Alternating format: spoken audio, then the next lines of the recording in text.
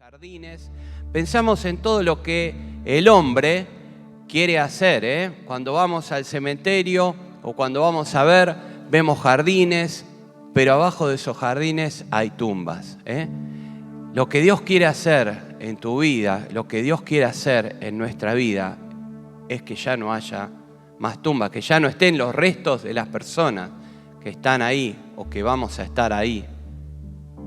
El Señor va a convertir todo en jardines.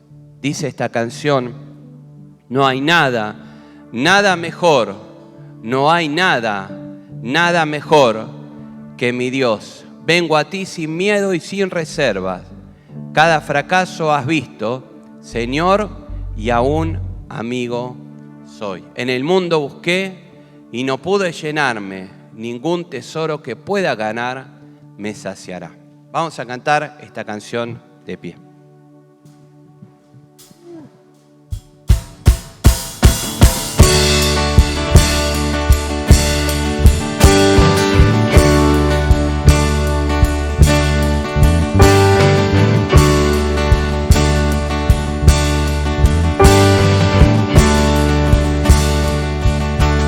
En el mundo busqué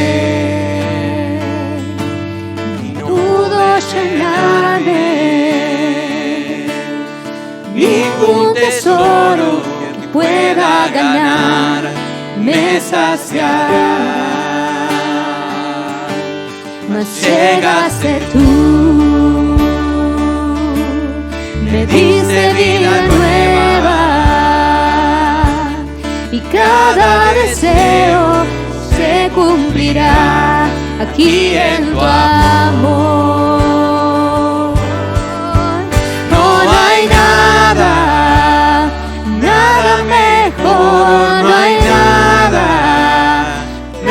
mejor, no hay nada mejor que mi Dios.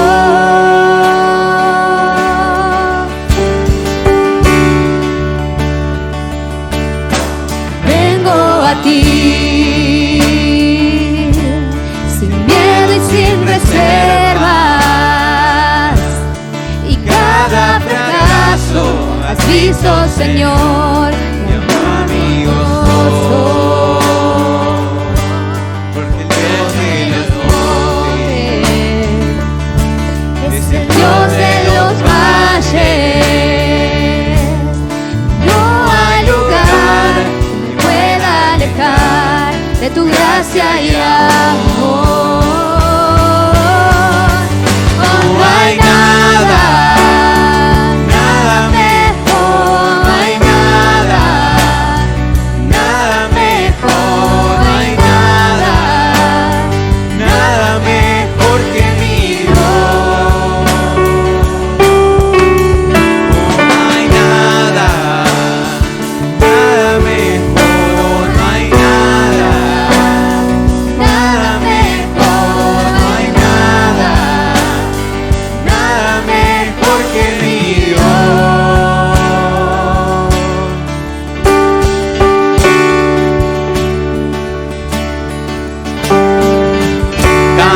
lamento en danza, de ceniza tras vida, cambias culpa por gloria, sé que solo tú lo harás. De las ruinas en duda nacen nuevos jardines, resucitas los huesos, solo tú lo harás, sé que solo tú lo harás. No hay nada mejor, no hay nada mejor, no hay nada mejor que mi Dios. No hay nada mejor, no hay nada mejor, no hay nada mejor que mi Dios.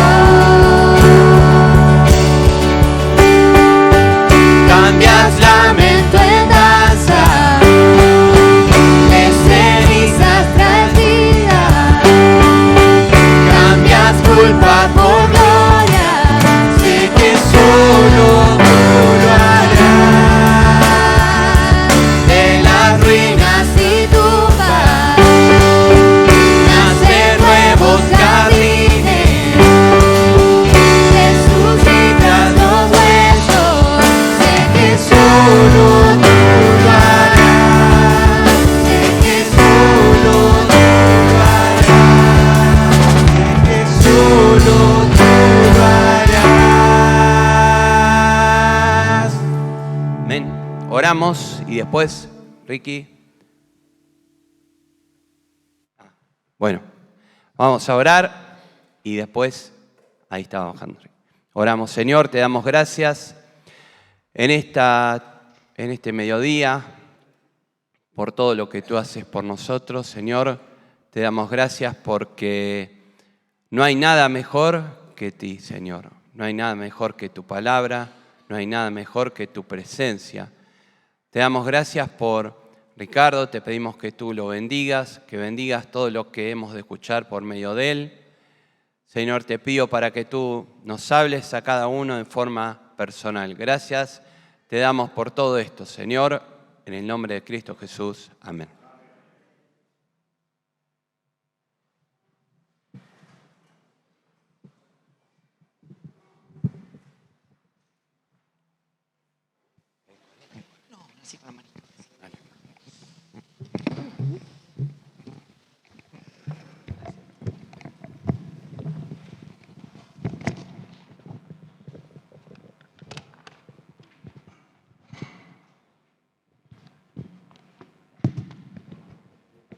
Qué bueno después es cantar, ¿no es cierto? Y poder decir, no hay nada, nadie como el Señor. Y yo pensaba en estos días acerca de qué poder compartir. Se me venía a la mente un pasaje muy especial que tuvo que ver con lo que vivimos ayer y anteayer. ¿Qué vivimos ayer y anteayer? Saqué a pasear a los perros y en eso que estaba paseando por el barrio, de repente se largó ¿a qué? A llover. Y volví a casa empapado. Y la Biblia registra varios de estos momentos, estas situaciones en las cuales aparecen ¿qué? Si me mojé, claro, tempestades. Y hay un relato precioso en la palabra de Dios que vamos a leer juntos, que está en Marcos capítulo 34, versículo 35. Vamos a leerlo, por favor. Marcos capítulo 4, versículo 35.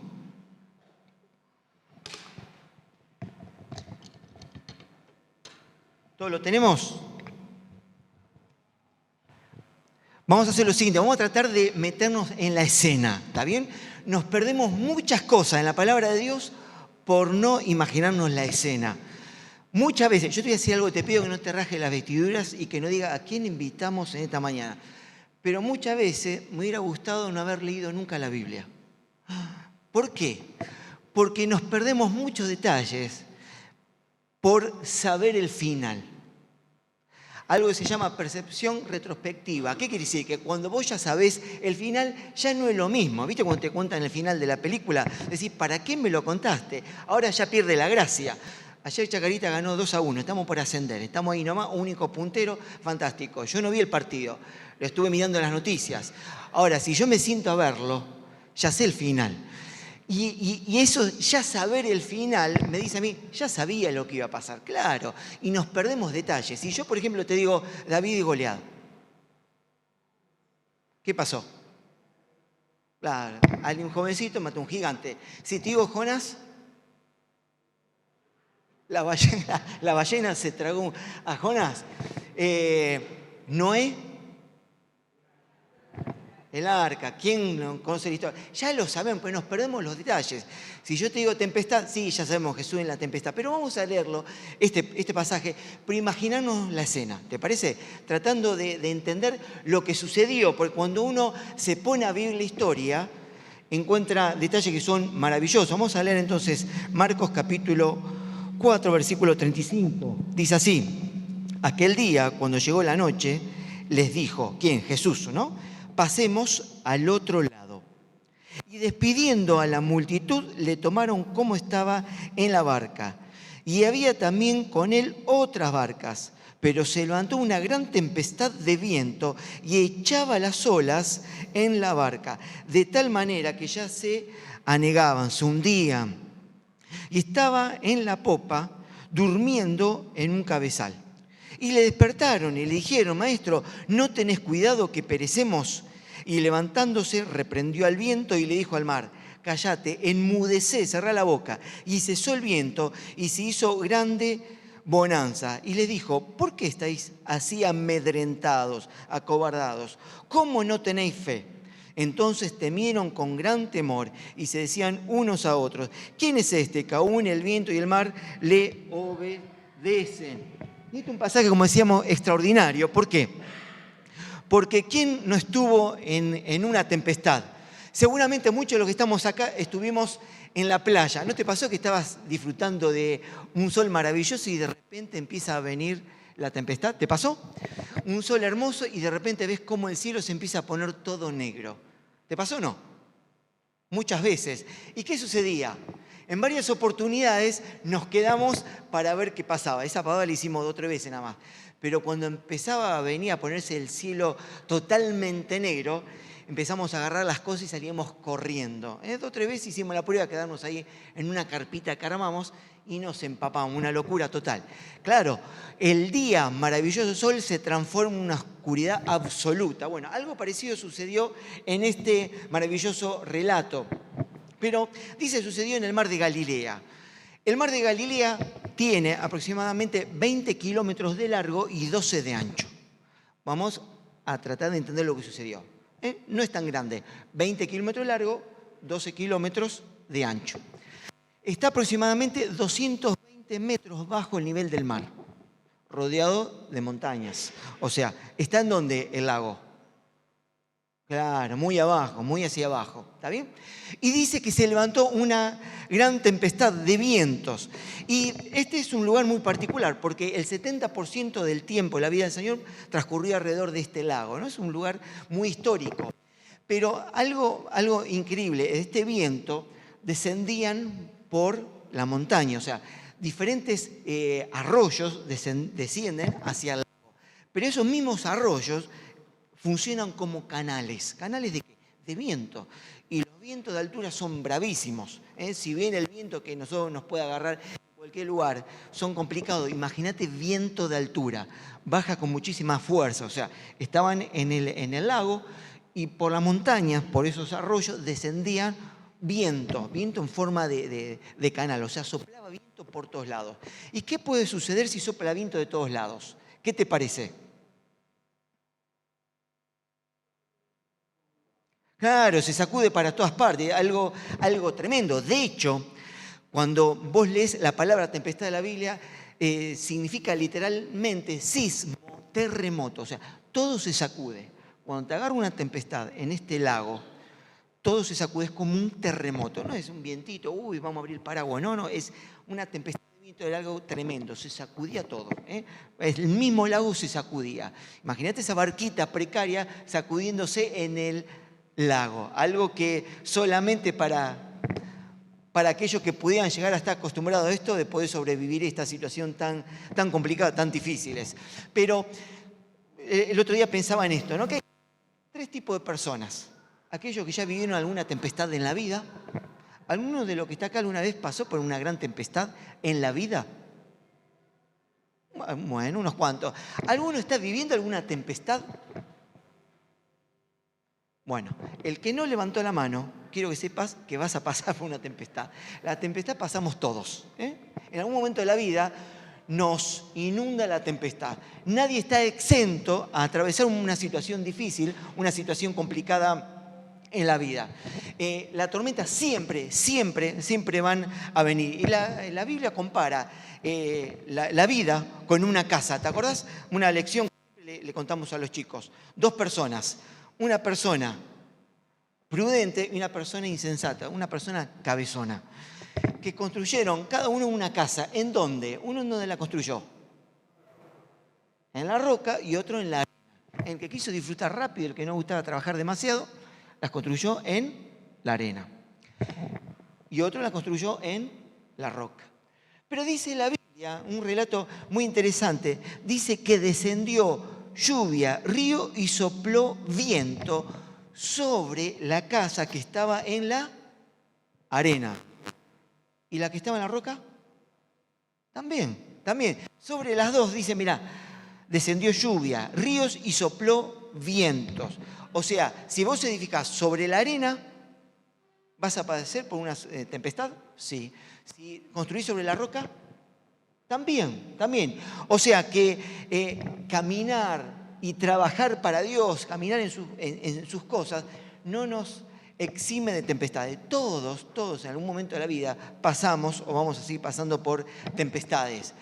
Y esta tempestad es interesante estar bien tomados de la mano del Señor. ¿Por qué? Porque Satanás utiliza las tempestades. ¿Creen esto o no? Satanás las utiliza. ¿Para qué? Para amedrentarnos, para asustarnos, atemorizarnos. Y cuando la tempestad golpea nuestra mente, ¿qué afecta? ¿Qué te parece que cuando la tempestad afecta a nuestra mente, golpea? ¿Qué condiciona? ¿Nuestros qué? Pensamientos, exactamente. Cuando la tempestad golpea nuestra mente, afecta todos nuestros pensamientos. ¿Qué pasa cuando pega nuestras emociones? ¿Qué afecta? Nuestros sentimientos. ¿Y qué pasa cuando la tempestad golpea nuestra voluntad? ¿Qué afecta? Nuestras decisiones. Por eso muchas veces decimos, pará, si estás enojado, no decidas. En realidad decimos, cuando estás en caliente, no hagas nada. Quédate quieto, respirando y espera que se te pase. Claro, porque cuando uno está alterado, cuando uno está en un estado de ánimo muy alto, no puede decidir, no tiene los pensamientos claros y por lo general se equivoca. Por eso Satanás es muy astuto, utiliza las tempestades para que vos y yo nos equivoquemos, para que en medio de la desesperación elijamos y elijamos mal. Yo creo que todos los que estamos acá nos gustaría saber cuándo van a llegar la tempestad, ¿o no? Sí, todos movimos la cabeza. ¿A cuánto les gustaría saber cuándo vamos a pasar por una tempestad? A todos, ¿no es cierto? Todos nos gustaría saber cuándo que venga el Señor, un ángel y diga, hijo mío, el viernes vas a pasar por una tempestad. ¿No es cierto? Sería fantástico. Nosotros, Heidi tiene la costumbre de cada vez que vamos a un lugar, mira el clima. Entonces dice, mira, vamos a llevar abrigo, guardas, vamos a estar de campamento en tal lugar, llévate una camperita. No llevemos tantas cosas porque va a ser calor. A veces nos falla y nos morimos frío, pero por lo general mira para saber el tiempo que nos va a tocar. A todos nos gustaría tener esa aplicación, ¿no es cierto?, en el celular, pero en las tempestades de la vida, ¿no es cierto?, donde vos puedas mirar y el Señor nos diga a través del celular, hijo mío, te toca el miércoles. Pero, ¿por qué no lo sabemos? ¿Por qué pensás que no sabemos cuándo vamos a tener tempestad? ¿Qué te parece? ¿Por qué? Si Dios puede hacerlo, nos puede decir que te va a tocar el martes, el miércoles, a vos te toca el mes que viene recién. ¿Por qué? ¿Qué sucedería si sabemos? Nos desanimaríamos por adelantado. ¿Qué más? ¿Qué sucedería si supiéramos cuándo vamos a pasar por una flor de tempestad? Los querríamos evitar, muy bien, nos preocuparíamos. Y Dios no quiere que nos preocupemos. Nosotros podemos elegir entre la preocupación y la meditación. La Biblia dice que tenemos que ocuparnos en la meditación. ¿Qué es meditar? Es cuando la Biblia da vuelta en nuestra cabeza. ¿La preocupación qué es? Cuando los problemas dan vuelta en nuestra cabeza. Por eso Dios no nos dice cuándo vamos a pasar por una tempestad. ¿Para qué? Para que nuestra cabeza dé vuelta a la palabra de Dios y no los problemas.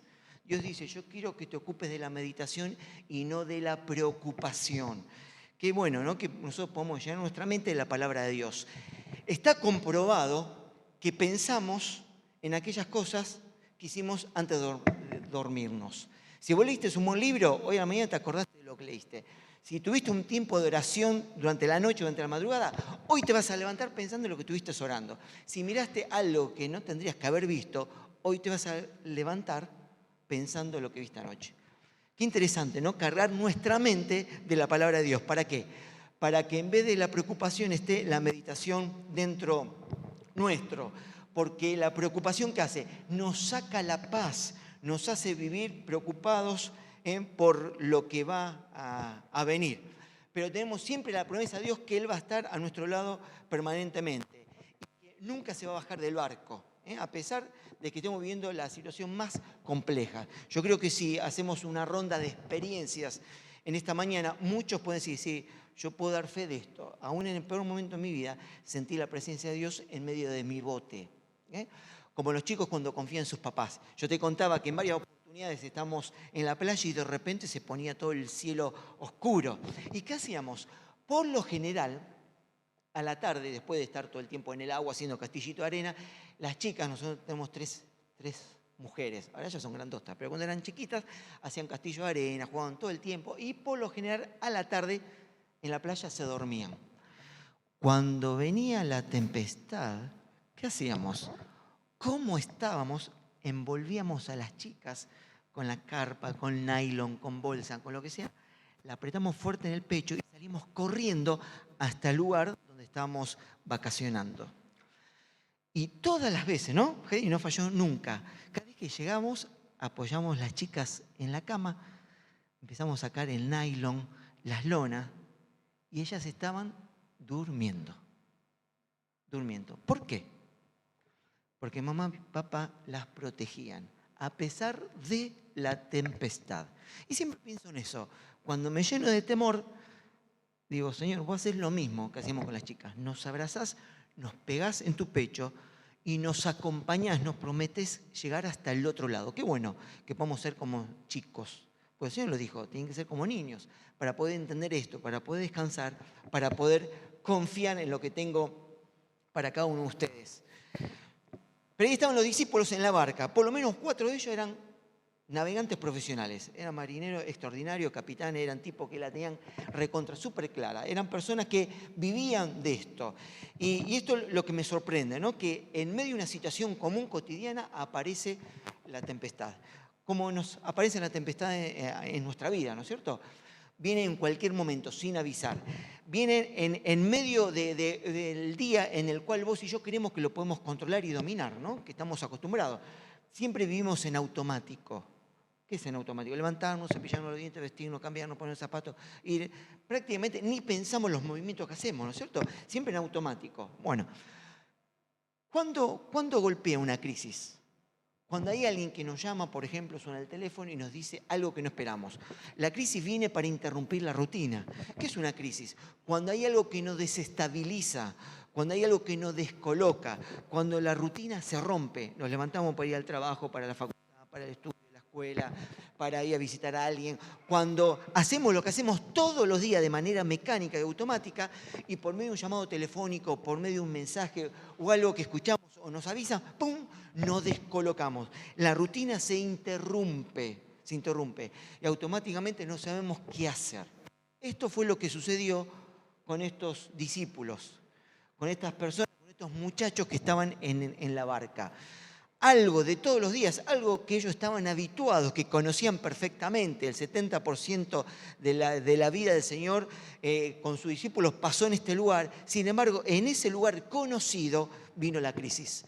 En ese lugar fueron descolocados, desestabilizados en medio de esa situación. Pero, ¿en dónde? Está bien, en el lago, pero ¿de dónde venían? Si vos vas a los versículos anteriores nada más, vemos que el Señor tuvo con los discípulos y con todos los que lo estaban escuchando un instituto bíblico, una conferencia, una capacitación extraordinaria. Les venía hablando acerca del reino. Y cuando vamos pasaje para atrás, encontramos ahí la parábola del sembrador, encontramos la parábola de la lámpara, encontramos la parábola de la semilla, del grano de mostaza. Vos fíjate cuántas ilustraciones antes de este momento. El Señor les venía hablando acerca del reino a los discípulos y a todos los que lo estaban escuchando. Los estaba preparando. ¿Venían de dónde? De un instituto bíblico, de una jornada intensa. Venían de una conferencia extraordinaria donde el orador era Jesús. Ahora, ¿qué hacemos con lo que escuchamos? ¿Qué hacemos con lo que escuchamos? Cuando vamos a alguna actividad especial, algún campamento, una conferencia, ¿qué hacemos? Todos tomamos nota.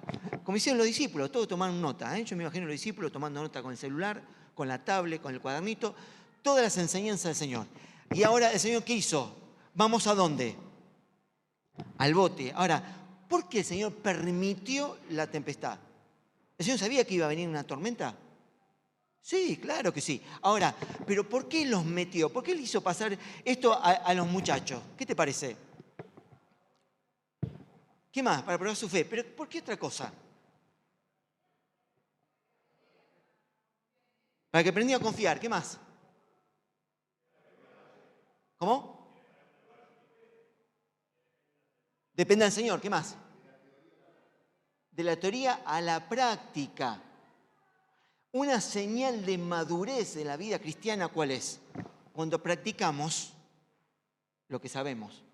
Pues hay tantos cristianos, muchos años de cristianos, y este no entendió nada, no practica ni un texto. Entonces, señal de madurez que es cuando yo practico lo que sé, lo que leí, lo que me enseñaron, lo que aprendí a los pies del Señor.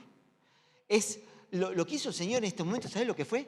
Es cuando vos llegás a la escuela, un día lunes, después de una reunión muy linda, después de disfrutar el fin de semana, sábado y domingo intenso, con tantas actividades, viene ese profesor. ¿Hay alguno que sea profesor docente acá en este lugar? 1, 2, 3, bueno. Sean buenos con los chicos, no hagan esto. ¿Qué pasó? Sucedió. Llegamos a la escuela, ¿no te pasó nunca? Y de repente dice, saquen una hoja. Ahí vos orás para que el Señor lo arrebate al profesor, ¿no? Aunque sea por esos 45 minutos, después que lo devuelva. Señor, llévatelo, succionalo, sacalo de acá. Señor, este profesor endemoniado que me quiere complicar la semana. Claro, saquen una hoja. Esto es lo que hizo Jesús. Muchachos, saquen una hoja. Venimos a un instituto bíblico, saquen una hoja.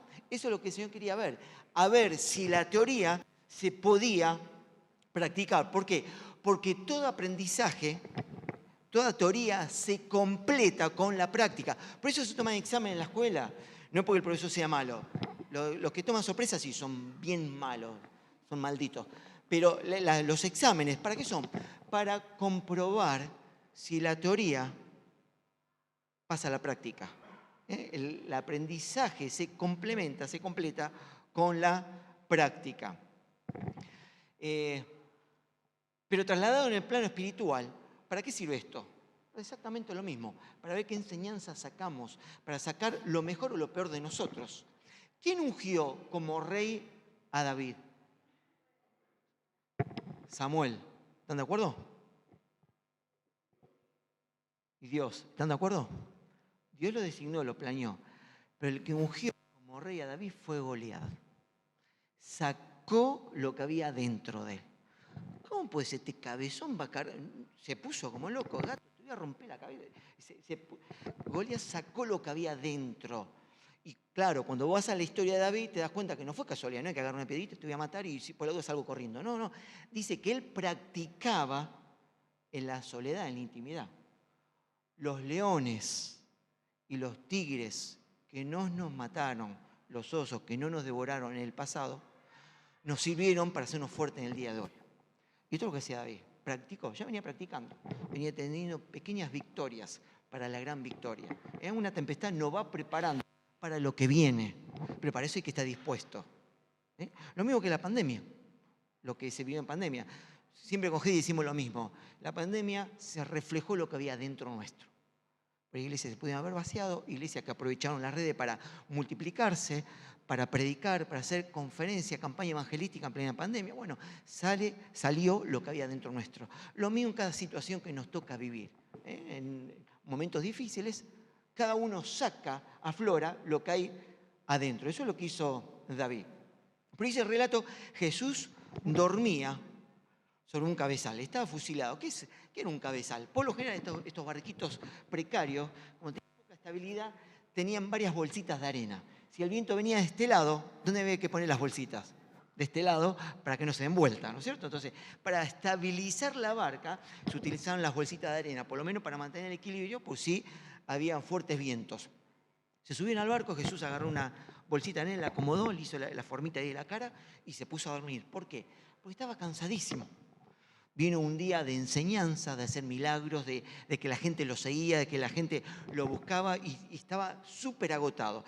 Dice que se fue a dormir al bote, dice que dormía pacíficamente. Esa palabra dormía en la barca, la traducción literal es pacíficamente, pacíficamente. Porque el Señor podía descansar en esa situación. ¿Qué te parece? ¿Por qué? Estaba tranquilo. ¿Por qué? Acordate lo que le dice a los discípulos en la orilla. Pasemos. Muy bien, 10 para los dos. Tenía el control. Porque sabía que iban a llegar al otro lado. ¿Quién le había dicho a Jesús que iban a llegar al otro lado? el Padre. Nada puedo hacer por mí mismo, decía Jesús. Nada puedo hacer por mí mismo. No solamente que no podía hacer nada, sino algo que siempre me impacta. Papá, la palabra que vos me diste, esa es la que voy a dar. No la que yo quiera, no la que sea más graciosa o la que me sienta cómodo. Si uno habla lo que se siente cómodo, lo que le parece, estamos en el horno. Uno trata de transmitir lo que el Señor pone en el corazón. Eso lo decía Jesús. Papá, la palabra que me das, esa es la que yo transmito. Es más, ¿quién eligió a los discípulos? El Padre. Estuvieron orando, descendió Jesús del monte de orar y llamó, Jesús los llamó, pero el Padre los eligió. O sea, había una dependencia total y una obediencia absoluta al Padre. El Papa que le dijo, Jesús, métete en el bote y anda hasta el otro lado. ¿Y qué le dijo Jesús? Muchacho, pasemos ¿a dónde? Al otro lado. ¿Quiénes iban a pasar al otro lado? Todos. Pues decían, pasemos. No dijo, voy a pasar. Ustedes se van a ahogar y yo. No, pasemos todos. Todos vamos a pasar al otro lado. ¿Y qué diferencia que hay, no? Cuando uno puede estar pacíficamente dormido a estar estresado. Yo durante mucho tiempo creí que estaba pacíficamente dormido con el Señor en el bote, pero estaba en pleno estrés. Él estaba al lado del Señor, el Señor está conmigo, pero agarrado del borde del bote, pero desesperado por miedo a morirme ahogado. Pero el Señor confiaba absolutamente en su papá, que nada le iba a suceder porque tenía su promesa. Vamos a pasar, si mi papá me lo prometió, voy a llegar hasta ¿dónde? Hasta el otro lado, todos. ¿Por qué? ¿Cómo lo sabía él? Su papá se lo prometió, pero también confiaba en todas las promesas. Jesús era un hombre que en su cabeza no daba vuelta los problemas, no estaba preocupado, sino que meditaba. Vos cuando vas a la tentación, justo lo vi ayer, esto es súper interesante. ¿Te acordás cuando Satanás lo tienta? Jesús siempre le respondió ¿con qué? Con la palabra. ¿Qué le decía? Está escrito. Le contestaba con un texto, no lo que a él le parecía, su idea, su opinión. No, está escrito. Mira, la Biblia dice esto y esto. En las 3 oportunidades el Señor le contesta con la palabra. Y estoy seguro que se fue a dormir sabiendo que iban a llegar al otro lado. ¿Por qué? Porque se acordaba del Salmo 4. ¿Te acuerdas lo que dice el Salmo 4? Que muchas veces lo sabemos en memoria y se lo enseñamos a los chicos. En paz me voy a acostar y asimismo voy a dormir. ¿Por qué? Porque vos me cuidás. Porque vos me cuidás. Qué lindo, ¿no?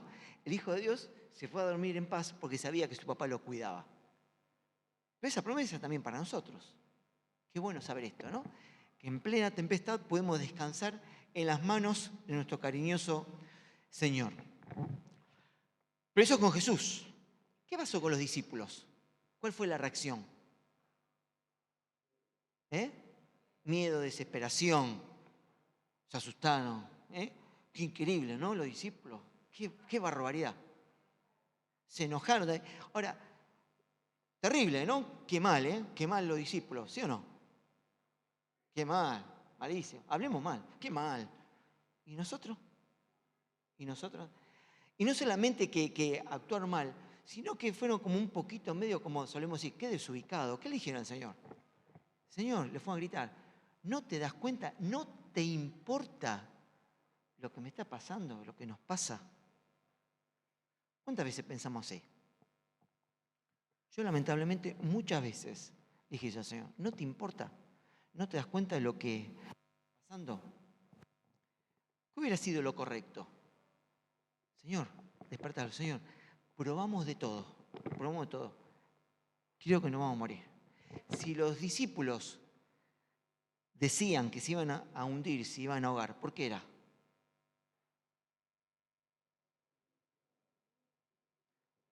No, porque marino y se iban a ahogar, pues se iban a hundir. Porque ellos sabían, nos vamos a morir, nos vamos a ahogar, porque tenían experiencia y sabían que el final era desastroso. Claro, o sea, el diagnóstico, nos vamos a morir, nos vamos a ahogar. Pero la reacción correcta, ¿cuál era? Señor, ya probamos de todo, nos vamos a morir. Por favor, ayúdanos. Pues acá nos morimos. Eso es lo correcto, Señor, ayúdanos. Ya probamos de todo. Creo que me voy a morir. Creo que hasta acá llegamos. Un placer como lo viniste, Titania. Hasta acá, muchachos, un placer haber tocado con ustedes y nos vamos para abajo. Esa es la forma correcta, Señor. Probamos de todo. ya no puedo más. Por favor, encárgate. Esa es la actitud correcta. Y ellos le dijeron, no te importa, no te importa. Qué parecido, ¿no? a mi actitud. ¿No te das cuenta lo que me pasa? ¿Qué hicieron? Ellos se enfocaron en la tempestad. Vamos a ver si estamos atentos. Yo voy a controlar el tiempo. Vale pararse, hay premios importantísimos. Voy a controlar 10 segundos, te puedes parar, puedes mirar para atrás, adelante. Y vamos a buscar, escucha bien, algo muy fácil, en solamente 10 segundos, 6 cosas de color azul, ya. Trata de buscar, mira, muy bien, lo que está mirando para atrás. Bien, vamos.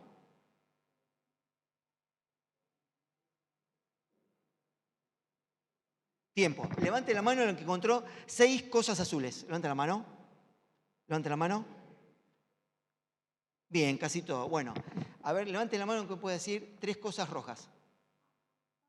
Ah, no te quejé, bien, este debe ser bravo. Me gustaría tener el equipo, ¿no? Claro, ahora, ¿qué pasó? Ah, roja, claro. ¿Por qué? ¿Cuál era la consigna? Azul. Nosotros hay algo que se llama enfoque, percepción de enfoque, que es cuando yo me enfoco en algo, dejo de mirar lo otro. La consigna era mirar 6 cosas azules. Pero miraste 3 cosas rojas. Ah, no, claro, porque esa no era la consigna. Nosotros estamos enfocados en mirar solamente lo azul. Bueno, los discípulos lo mismo. Están enfocados en ver qué. Las olas que se metían, en que las zapatillas estaban empapadas, en que se estaban hundiendo y que no podían sacar el agua, que estaba fresco, que el Señor estaba durmiendo, que la orilla estaba cada vez más lejos y que el final era trágico. Sin embargo, se olvidaron de mirar a quién. ¿A quién? Al Señor. Cuando nos enfocamos en una cosa, dejamos de ver otra. Todo tema omnipresente se transforma en un tema omnipotente. Cuando yo me enfoco en algo, empieza a crecer. En todo lo que me enfoco, crece. Para cualquier cosa, cualquier cosita de la vida, cualquier problemita que pueda tener. Aún, no sé, me sale un lunar en el cuello. Che, fíjate cómo tengo el lunar acá. A ver, fíjate, ¿me lo ves? Sí, lo veo. ¿Lo ves? ¿Ves que es rojo? Sí. Sí, veo que es rojo. No tiene forma de nada, ¿no? No tiene forma de nada. Uy, chao, no tiene forma de nada. Es rojo, esto debe ser malo. Y empezamos, y nos miramos en el espejo, empezamos a mirar y vemos que el lunar hasta nos saluda y nos tira besos. Pues nos imaginamos que empieza a crecer. No, esto es malo. Empezamos, che, ¿lo viste? No, de ahí lo ves, ¿no? Sí que lo ves, ¿no es cierto? Y encima me está saliendo un pelo que esto debe ser malísimo. Claro, todo tema omnipresente se transforma en un tema omnipotente. Los discípulos que hacían, se centraron en la tempestad en vez de mirar al Señor. Lo que yo hago muchas veces, lamentablemente. Me enfoco en la dificultad, en mi problema. Lo hago mío. Mi problema no es mío, ¿de quién es? Es del Señor. Él nos invita tantas veces. Señor, yo creo que si pudiera estar físicamente hablando, nos dice, estoy cansado de dejarle tantos textos en la Biblia que se saquen los problemas encima y me lo dejen a mí. Yo soy especialista en problemas. ¿Para qué cabezón seguir agarrándolo? A mí en la intimidad el Señor me dice cabezón, no sé por qué. Pero cabezón, dejad los problemas, déjamelo a mí. ¿Te acuerdas lo que hice en 1 Pedro? Seguramente Pedro se acordó de esto. Eche todo lo que te carga de ansiedad sobre él. ¿Por qué? A mí me encanta la traducción de ese texto. Echa todo lo que te carga de ansiedad sobre él, porque a él le importamos. Yo estoy seguro que al momento de escribir esto, Pedro se acordó de la barca. Cuando le dijo, Señor, ¿no te importa que nos morimos? Aprendió la lección, aprendió. Porque años más adelante te va a decir, voy a mí, confía en el Señor, poner tu carga, tu preocupación, porque a Él le importamos, a pesar de que la tempestad sea enorme y no las puedas controlar. Echale la ansiedad, ese estado de congoja anticipado por algo que creo que va a pasar. Mira, la palabra ansiedad deriva de 2 palabras, angustus. ¿Qué significa esto? Estrechez, angosto, cuando se cierra el sistema digestivo, circulatorio, respiratorio, todos los sistemas, es cuando nos ahogamos. La palabra angosto deriva la palabra después angustia. La ansiedad es eso, es angustia por lo que creo que va a suceder, que muchas veces no pasa. Es esa congoja anticipada por algo que creo que va a pasar. Que en una primera instancia es natural, es una respuesta automática, natural, ante una situación. El problema es cuando uno permanece en ansiedad. En forma automática, ante un estímulo, reaccionaba. Lo que se llama ansiedad reactiva. Reacciono ante algo que me pasa, ante una tempestad, lógico voy a reaccionar, me voy a preocupar. El tema es cuando continúo en la preocupación. Ahí es cuando viene el problema. Por eso el Señor dice, echa la ansiedad. O sea, la ansiedad, ¿podemos experimentar ansiedad como cristianos? ¿Sí o no? ¿Y sí o sí seguro? Claro, David decía, cuando estoy con ansiedad, en ti confío. O sea, la confianza y la ansiedad pueden convivir. Siento ansiedad, pero ¿cómo la contrarresto? Con la confianza. El tema está cuando nos afanamos. ¿Qué quiere decir afanarse? ¿Qué significa afanarse? Preocuparse. Es más, la ansiedad es algo natural, automático. En cambio, el afano es distinto. Es el miedo, el temor a que me falte o me falle algo esencial en la vida. No es una respuesta natural, no es una respuesta automática, sino que es una respuesta de lo que hay en el corazón. Tiene un poco de desconfianza. Ahí el afano sí es pecado. ¿Por qué? Porque dudamos de Dios, lo hacemos un Dios chiquitito. Me da miedo a que me falte o me falle algo esencial en la vida. Ahí es distinto. Los discípulos estaban totalmente ahí llenos, cargados de ansiedad, sin saber para qué lado salir corriendo. Y yo creo que muchas veces pasamos por estas situaciones, ¿no? Situaciones de ansiedad. ¿Somos ansiosos o no? No es el tema, lo dejamos para otra vez, pero ¿somos ansiosos? ¿Sí? Vamos a hacer un pequeño test. ¿Cómo identificamos la ansiedad? Con las 3 C. Inseguridad, incertidumbre e inquietud. ¿Cuántos de los que están acá alguna vez se sintieron o están inquietos? Bueno, un gran número de ansiosos en esta mañana. ¿Cuántos de los que están acá sintieron o sienten incertidumbre? ¿Y si prendes el noticiero? Por eso nosotros hace 8 años nos robaron la antena y hace 8 años no miramos noticieros. O sea que esa incertidumbre la tenemos por... Pero bueno, ¿cuántos de los que están acá sienten inseguridad? Upa, atención, si vos levantaste la mano una vez, tenés ansiedad. Si la levantaste 2 veces, sí, estás ansioso. Si tenés 3, saca turno. Andá a visitar a un profesional. Claro, ese es el test de la ansiedad, las 3 sí, no falla nunca. Los discípulos tenían las 3, tenían incertidumbre, inseguridad y estaban totalmente inquietos por lo que podía llegar a suceder, que en realidad ya lo dan por hecho. Eso es lo que tiene la ansiedad. Nos cargan de preguntas hipotéticas. ¿Y si nos morimos? ¿Y si nos ahogamos? ¿Nos vamos a morir? ¿Y esto? ¿Y sí? ¿Y si no me pongo nunca de novia? ¿Y si nunca me pongo de novio? ¿Y si el pibe no me pasa de grado? ¿Y si no consigo el trabajo? ¿Y si no puedo terminar la casita? ¿Y si no puedo cambiar el auto? ¿Y si me rajan de laburo? Eso nos cargamos de preguntas hipotéticas, de cosas que pueden llegar a pasar. Pero lo peor de todo es que eso se responde con respuestas que son terribles o catastróficas. Voy a perder el trabajo. ¿Y si no me pongo novia? Me voy a quedar soltera. Y ahí empezamos a sentenciar. Voy a perder el trabajo, no voy a tener para vivir, y los discípulos pasan lo mismo. Me parece no hogar, muchachos, empecemos a remar, vamos a tirar la bolsita a este lado, y si nos hagamos, chao, Señor, nos vamos a morir. Nos morimos. La ansiedad hizo eso, que sentenciaran esa respuesta catastrófica. Nos vamos a morir. Cuando tenía el Señor ahí al lado. Qué bueno sería, ¿no? Aprender de este maravilloso texto. Cuando tengo ansiedad, en ti confío. Ir a confiar en el Señor en medio de esa situación tan complicada. Pero me encanta lo que dice el Señor cuando se despierta. ¿Por qué dudaron? ¿Por qué dudaron? ¿Por qué dudaron? Y a veces la duda tiene que ver con esto, ¿no? El que duda es, como dice Santiago, ¿es semejante a qué? A las ondas del mar.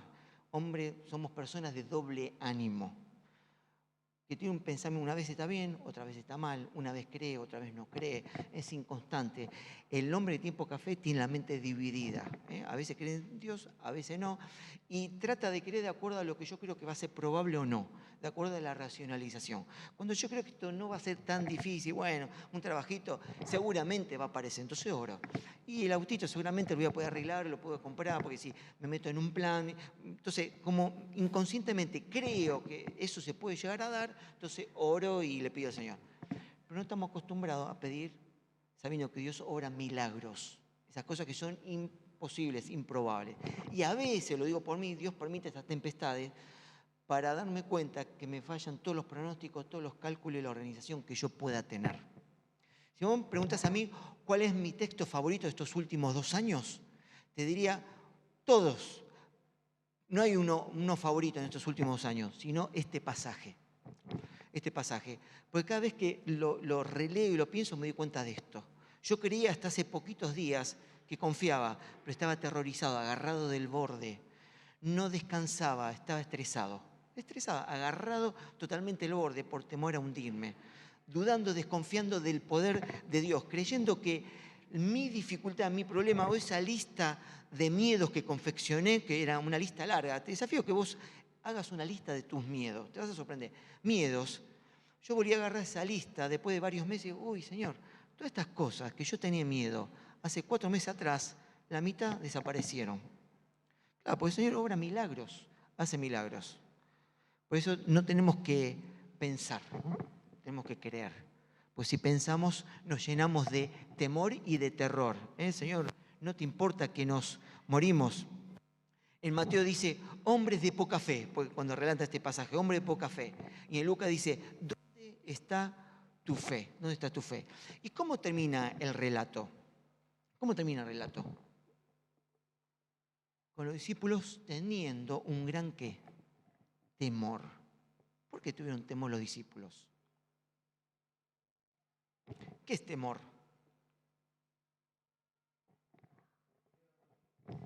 Está bien, por miedo a morir, pero cuando terminó el relato, vos imagínate esto, el Señor se despierta, se frota la cara con los ojitos medio así, viste, achinado cuando vos te despertás a dormir, porque estaba profundamente dormido y dice relato, cállate, cerrá la boca, le dice al viento, imagínate esa escena, ¿no? Imagínate, cerrá la boca, cállate.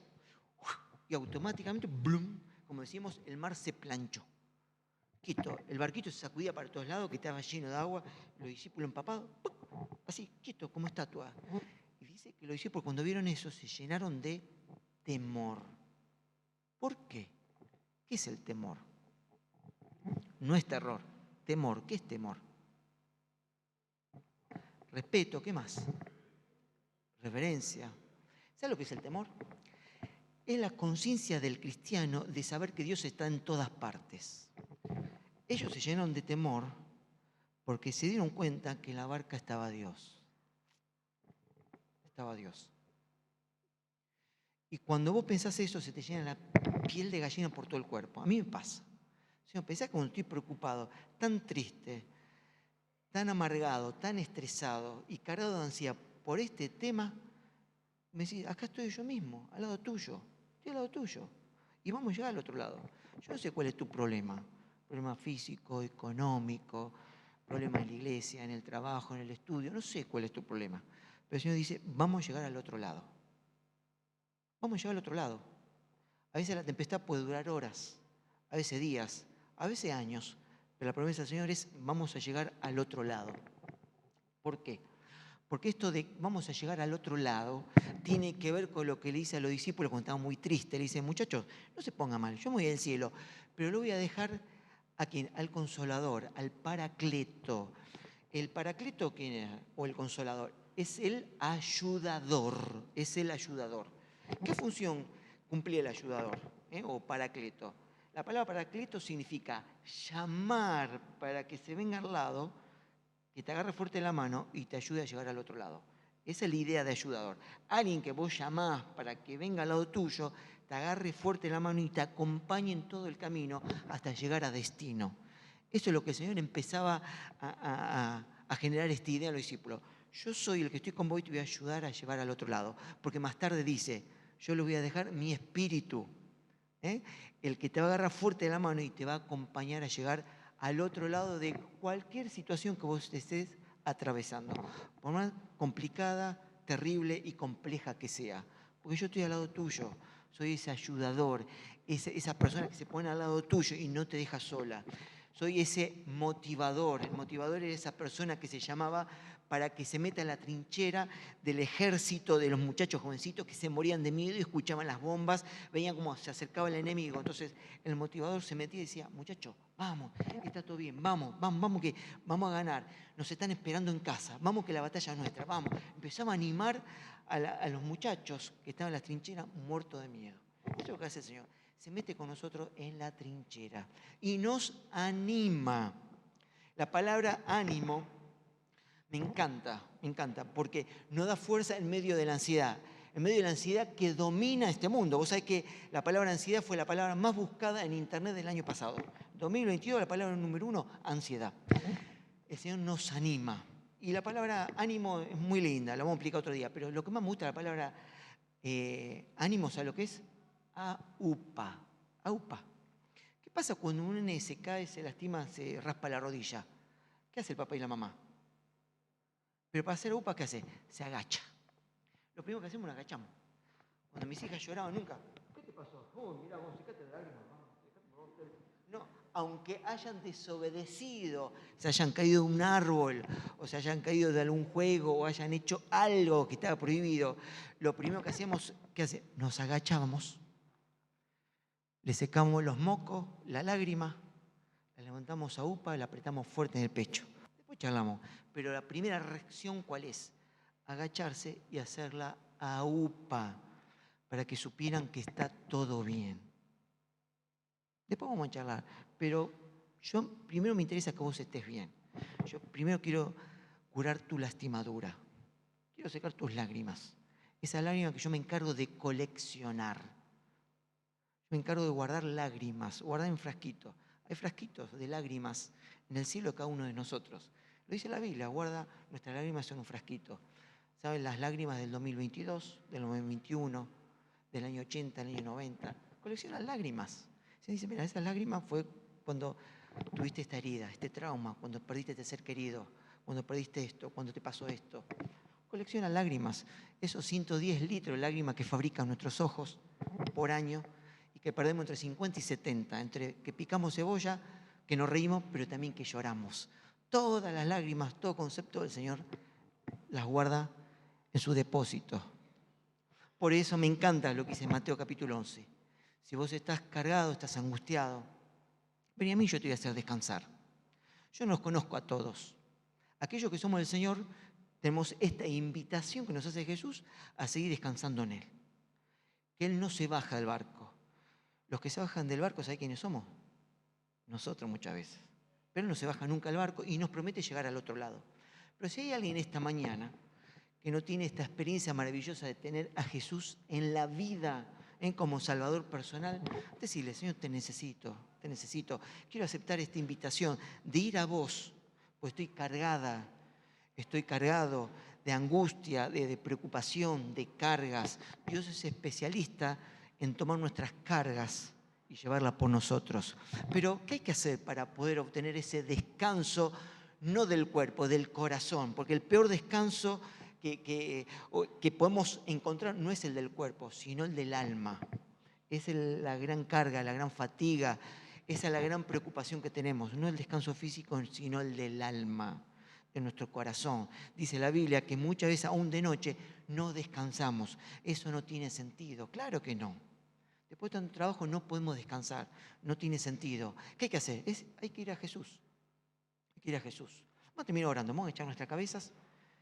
Terminamos esta noche pensando en esto, pero orando. Vamos a tener un minuto de oración personal. Aquellos que somos hijos de Dios, de agradecerle al Señor por estar siempre con nosotros. Tal vez pedir perdón por nuestra desconfianza, por creer que Él está dormido, por creer que a Él no le importamos. Pero entonces vamos a combatir la ansiedad y el temor con la confianza.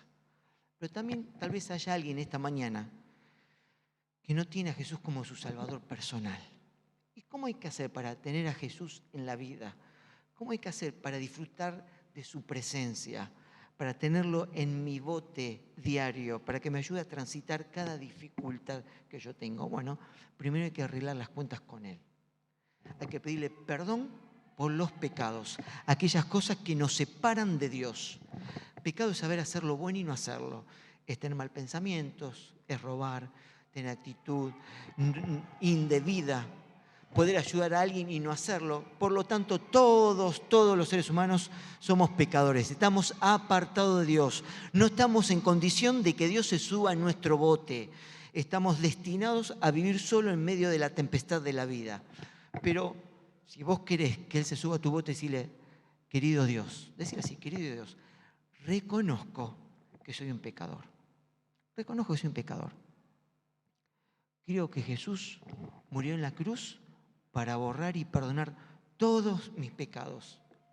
Invito a Jesucristo a entrar en mi corazón. Decíselo, querido Dios, creo que soy un pecador. Pero también creo que Jesús vino a la tierra a morir en la cruz para borrar y perdonar todos mis pecados. Invito a Jesucristo a que entre en mi corazón como Salvador personal. Salvador personal. Nos quedamos así, un minuto de oración personal. Si vos hiciste esta oración, contáselo a la persona que te trajo, que te invitó en esta mañana. No hay nada más lindo que en medio de la tempestad, en medio de la dificultad, disfrutar de la presencia de Dios. Es un privilegio que solamente tienen los hijos de Dios. Paz en la tempestad, confianza en la tormenta. Oramos, Señor, gracias. Gracias por esta mañana, gracias por este tiempo. Gracias por podemos cantar a un Dios que es poderoso, a un Dios que es nuestro papá, a un Dios que está con nosotros en nuestra barca y nos promete acompañarnos durante todo el viaje de la vida. Gracias, Señor. ¿Qué sería de nosotros si no estuvieras como capitán de nuestra vida? ¿Qué sería de nosotros? Pero, Señor, gracias, porque cuando miramos en retrospectiva vemos que nunca te bajaste, nunca. Nunca. Nosotros sí, muchas veces nos tiramos al agua, nos asustamos, muchas veces me volví a la orilla, pero Señor, gracias porque vos siempre estás en el bote. Gracias, Señor, porque nos prometés llegar al otro lado. Gracias, Señor, porque nos prometés acompañarnos en medio de la aflicción, de la dificultad, pero nos prometés llevarnos hasta el otro lado. Pero también nos prometiste llevarnos por toda la eternidad. Queremos tener esa mirada amplia, queremos mirar, Señor, el cielo. Señor, no queremos mirar las cosas azules, queremos mirar aquellas cosas, Señor, celestiales. Señor, queremos centrarnos en tu poder, en tu presencia, en tu amor, en todo lo que nos espera. Cuando, Señor, ponemos el foco de atención, cuando eso se transforma en un tema omnipresente en nuestra vida, todo lo demás carece de importancia. La tormenta más brava, más difícil, más violenta, se transforma en un lugar donde vamos a poder dormir pacíficamente. Señor, gracias, porque eso lo prometés vos. Gracias, queremos confiar, queremos creerte. Señor, aumentanos la fe. Gracias, Señor, por este tiempo. En el nombre del Señor Jesús, amén.